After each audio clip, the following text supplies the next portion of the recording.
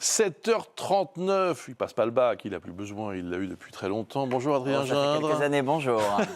Votre invité ce matin est Alexis Corbière, député de la France Insoumise de Seine-Saint-Denis. Bonjour Alexis Corbière. Bonjour Adrien. Jeudi, le chef de l'État donnera une interview. Ce sera notamment à suivre sur TF1 à partir de 20h15 à l'occasion des 80 ans du débarquement. Qu'est-ce que vous en attendez ? Il y a la dimension déjà historique d'un événement grandiose. La leçon à en tirer sans doute, c'est quand même 80 ans plus tard que les peuples se rappellent que quand des régimes d'extrême droite ont pris le pouvoir en Europe, ce fut quelque chose de tragique. Alors il y a le 6 juin, il y a aussi la bataille de Stalingrad, il y a le débarquement en Provence. Vous y voyez un enseignement pour les Européennes ? Pardon ? Vous y voyez un enseignement pour les Européennes ? C'est compliqué et c'est peut-être pas le rôle, il le fait manifestement le chef de l'État, d'en faire des instrumentalisations électorales. Mais ce moment historique, moi je suis professeur d'histoire, peut y avoir une utilité. Mais je ne sais pas ce qu'il dira, je crois qu'il doit faire attention pour que son temps de parole ne soit pas décompté pour sa liste, mais moi je veux qu'il s'explique, par contre, sur des questions plus politiques. L'assurance chômage, par exemple, qui va concerner des milliers de gens, il y a encore un tour de vie supplémentaire, 180 000 personnes ne vont plus rien percevoir. Aujourd'hui, on est sur seulement 30% des gens au chômage qui bénéficieront d'une assurance chômage. On est vers quelque chose où la moyenne, c'est pas plus de 1 000 euros. Qui change de politique à 3 jours des Européennes ? Oui, et puis un truc tout bête, qu'ils ne décident pas tout seuls, mais par exemple, les parlementaires, vous savez, l'Assemblée nationale, c'est un lieu que les Français ont élu des députés qui soient consultés. Parce qu'il prend l'habitude, M. Macron, que ce soit sur les retraites par 49.3, sur des choses aussi fondamentales. On devrait discuter de ça pendant la campagne européenne. 10 milliards de moins dans les services publics, des tours de vis dans l'école. On a discuté de beaucoup de choses pendant cette campagne. On ne peut pas dire que ça ait très largement bénéficié à la majorité. D'après le sondage fait par l'IFOP pour LCI, la liste de la majorité présidentielle est à 15,5. Vous êtes à 7%, quand Raphaël Glucksmann est à 14%. Est-ce que ce sera un score satisfaisant, 7, pour la France Insoumise ? Il ne faut pas que ce soit le score. Je fais campagne, il reste une semaine. Et puis, vous le savez aussi... 2019, c'était 6%. Vous auriez une progression oui, mais rappelez-vous, par exemple, M. Jadot, qui avait fait un score tout à fait honorable, se retrouvait autour de 7-8 dans les derniers sondages à la veille du vote. Ce que je veux dire, c'est que sur une élection comme les élections européennes, et de manière générale encore, on peut jusqu'au bout, ça peut bouger, on est sur des taux de participation relativement faibles. Moi, j'invite les Français à aller voter. Il suffit qu'il y ait 3, 4, 5 points de plus, et ça arrive parfois.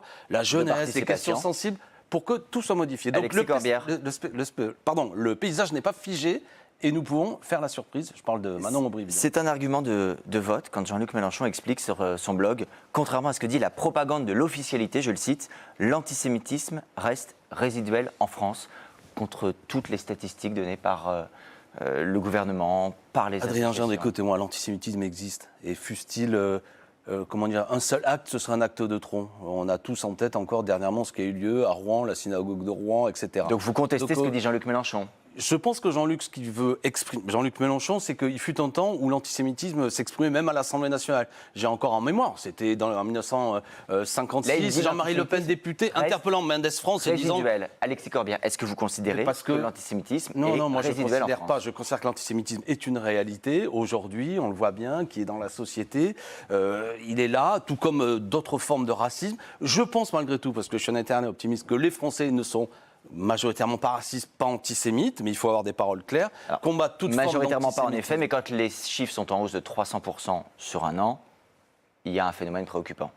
Et je vous l'ai dit, je pense qu'antisémitisme... Donc pourquoi dites-vous ça ? Pourquoi dites-vous ça ? C'est une énième provocation de Jean-Luc Mélenchon ? Non, mais je pense que c'est dans la dimension historique qui veut dire souvent, à une époque où des journaux, vous savez, aujourd'hui c'est devenu un titre tout à fait respectable, comme La Croix se prétendait comme un journal antisémite. Il y avait des députés à l'Assemblée qui tenaient des propos antisémites. Il a raison de le faire. Il le fait surtout en voulant exprimer que les manifestations aujourd'hui de solidarité avec le peuple de Gaza, qui parfois sont attaquées par des gens qui veulent absolument faire taire cette solidarité, il dit qu'il n'y a rien d'antisémite là-dedans. C'est comme ça que je l'interprète. Mais l'antisémitisme, je le répète, nous devons tous être vigilants sur cette question et il est hors de question de tolérer la moindre parole antisémite de la même façon que la moindre parole raciste, anti-musulman, et elles existent, et pour elles vos sont amis aussi significatives. Pardon ? Et vous le dites aussi pour Jean-Luc Mélenchon et pour vos amis insoumis. Mais Jean-Luc Mélenchon n'est pas antisémite, ni même la France Insoumise. Vous le savez très bien. Il y a un choix, Alexis Corbière. C'est douloureux souvent de venir sur les plateaux télé et de considérer que la moindre parole de notamment des uns et des autres, se fait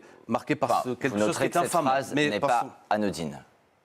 Continuons. Oui, mais vous êtes d'accord avec ça.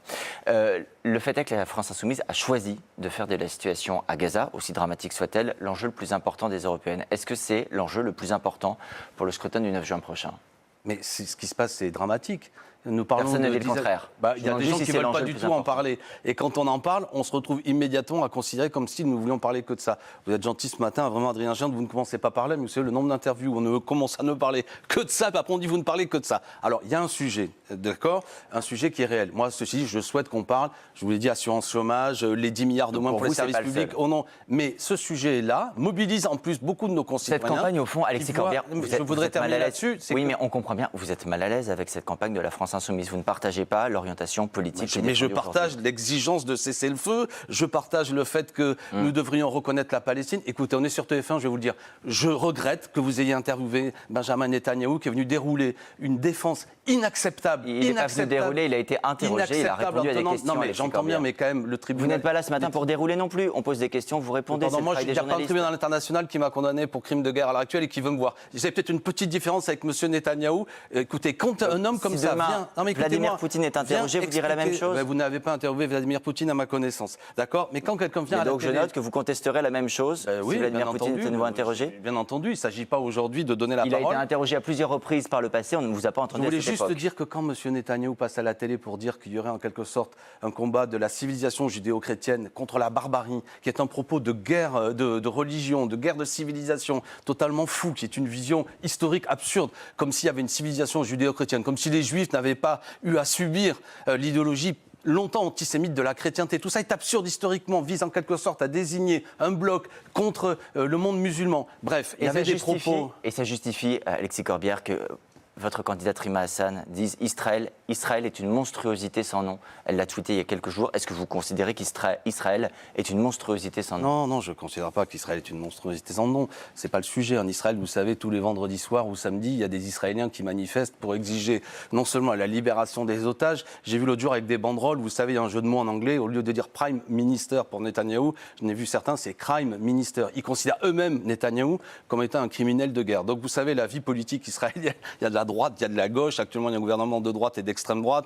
Il y a une vie politique, etc. Mais revenons à l'essentiel surtout. Enfin, l'essentiel, Et c'est un important. dernier Ce mot, qu'on se justement. dit, c'est qu'il faut la paix, il faut une solution politique, il faut le Rapidement. cessez-le-feu, il faut reconnaître 2 États, il faut libérer les otages, etc., etc. Je vois même que M. Joe Biden fait des propositions et il serait Que vous temps que savez, M. Netanyahou sorte de cessez-le-feu. cette espèce de logique très politicienne et souvent liée à des questions de politique intérieure à la vie politique israélienne, frapper des dizaines de milliers de morts. Je crois que ça, c'est une exigence Merci. humaniste assez majoritaire dans le pays. Donc on a compris que c'était un sujet important, mais pas le seul, l'assurance chômage, la situation économique pour le scrutin du 9 juin. C'est votre Merci beaucoup, Alexis Corbière.